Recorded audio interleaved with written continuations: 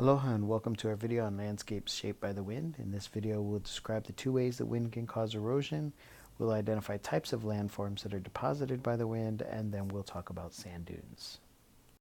So wind can also act as an agent of erosion, and it does so through two different processes.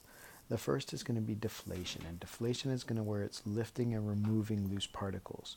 So as we can see down here in the pictures, we have an awful lot of these loose particles here, and as the wind blows, it's going to pick up these smaller ones and it's going to carry them away. That's what we call deflation.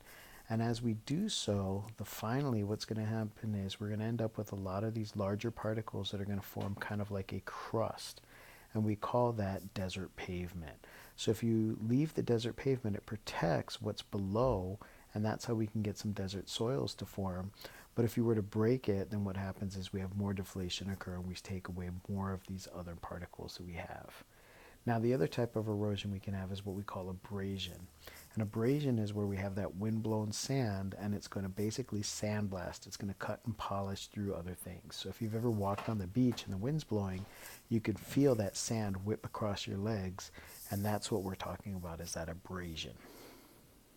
Okay, so there's two primary kinds of wind deposits. The first is loess over here, and that's going to be a silt that's going to blanket an entire landscape. And we can see that here where you have these thick layers of silt that have built up. And this we can see in the Midwest, and that's what caused the formation of such fertile soil that we have in the breadbasket of America.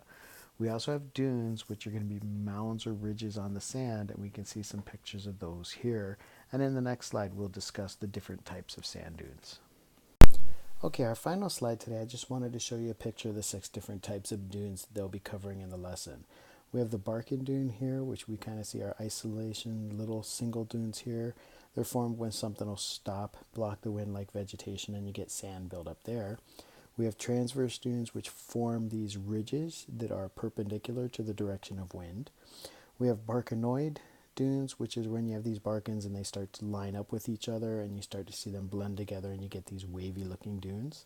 And then we have longitudinal, where we'll have wind in multiple directions that'll form like a ridge of sand, and it kind of forms in the same direction, overall direction the wind is blowing. When we have winds blowing in multiple directions, we can end up with these star dunes.